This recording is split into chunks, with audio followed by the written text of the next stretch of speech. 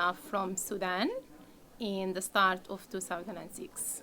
So my parents have fairly different stories. My mum's family migrated in 1855 from Piacenza in northern Italy, and they came for the gold. They'd heard that there was a lot of gold here and they came here to make their fortune. My family migrated to Australia in 2004. So I'm fourth generation Australian, very strong Celtic background. So particularly Irish and Scottish. Well, I migrated to Australia when I was 4 years old. I came from a small town called Zahle in Lebanon.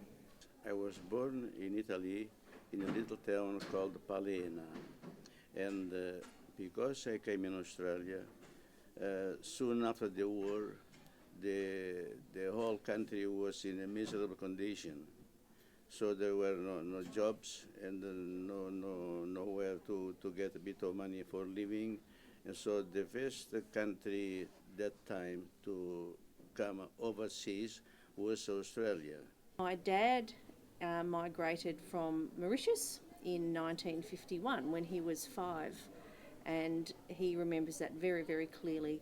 They came to Darwin on a boat.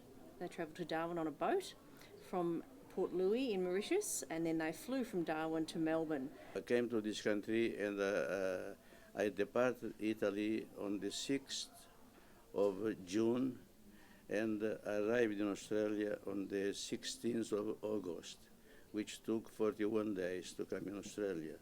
I came to Australia around 6 years ago together with my family. I brought my family here. It was a big decision, of course, because I got a very good job back in Indonesia. We both working well there, and suddenly we have to move. Not we have to, but we decided to move here and start from square one again.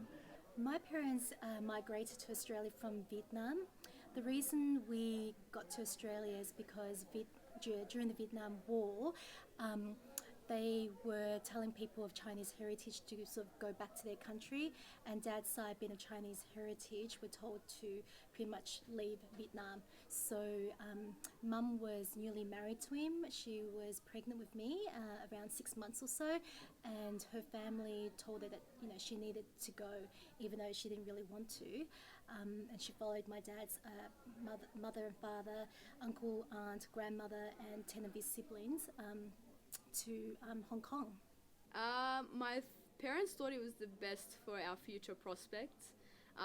It's very unstable to this day in Lebanon with the civil wars, the instability of the countries around the Middle East, the economy, and thought it was best for my education, for my brother's education, for their work, to come to Australia. So I was born in Egypt and grew up there until I was 12 years old. I'd already actually moved cities within that, but by the time I was 12, my parents had already, had an Australian visa, and they thought it was a really good idea to start out fresh, new job opportunities and all that sort of stuff. Just, growing the family and making sure that we stick together no matter what. So we moved from Alexandria, Egypt to Melbourne, Australia. Came here on, my parents are both engineers, so we came here on skilled visa, so we just flew in. So my great-great-granddad is Aboriginal, and then that's on my mum's side, and then on my dad's side they're part Scottish and Irish. So. Yeah, mum's full Australian. And Dad's born in England, so yeah. When you say full Australian, where'd your mum originate from, do you know? Preston. I mean, did she come from a country from overseas? Oh, no. Both her parents were born here. Yeah. And their parents? Born here. And their parents? I haven't looked that far down the line. Yeah, it's interesting, isn't it? Because we've all, unless you're Indigenous, we've all come from somewhere else. Yeah. I came to Australia with my husband. We finished our study there in Sudan, our university studies, and then we got married and we decided to work overseas. So we applied for a skilled migrant visa, and also we applied for the lottery to go to United States, and we chose Australia. We had the choice to go to America or Australia, but we chose Australia. So my parents decided to come to Australia because they thought it was best for me and my brother to learn English and to experience living in a different culture. So they planned to stay here for 3 years. They came to Australia in 1872 for the gold rush after gold was discovered in 1851. Word got around the world that gold was being discovered in Australia, so they thought they'd come out and try their luck. And I tell you, when you come by yourself, leaving your mother and father, brother and sister, nice friends in town, and you have to leave, disappear from town, it's very sad. Because you can't speak, you don't know anyone, in a strange country, it's very difficult the first years. And for me, it was difficult, yeah. Didn't quite choose Australia as much as Australia chose us, we applied for Canada as well, I remember, because they were both looking for people with working visas, which my dad applied on. And,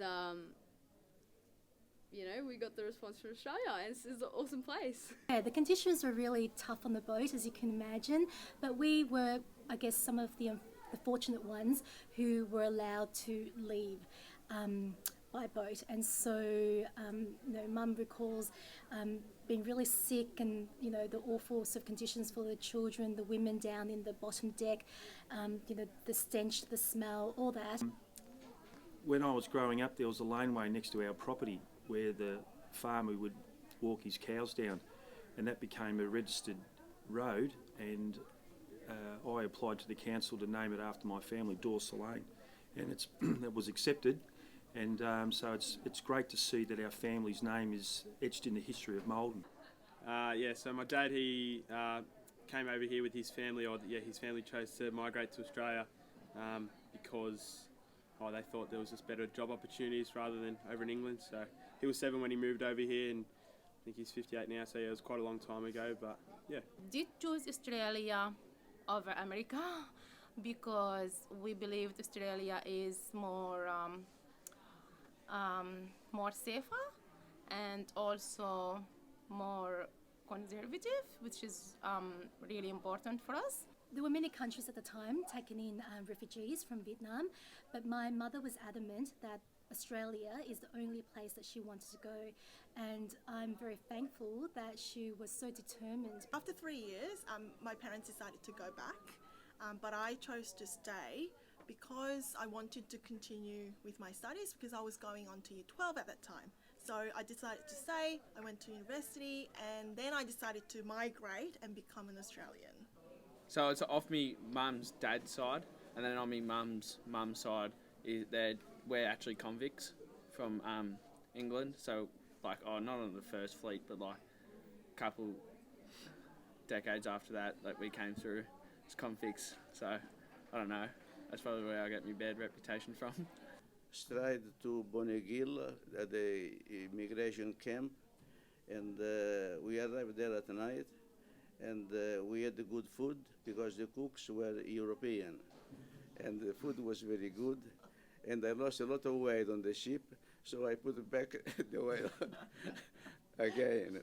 I had friends in the refugee camp who went to Australia and who she had contact with, saying that Australia is just such a lovely, peaceful, tolerant, kind country. And it's a good feeling to go into the local bush, knowing that your family made a contribution to the history of Australia and the gold rush scene. After going to Tasmania, New South Wales, South Australia, Victoria, I was realizing it was a miserable life. I said, either go back to my country or else get married. This one.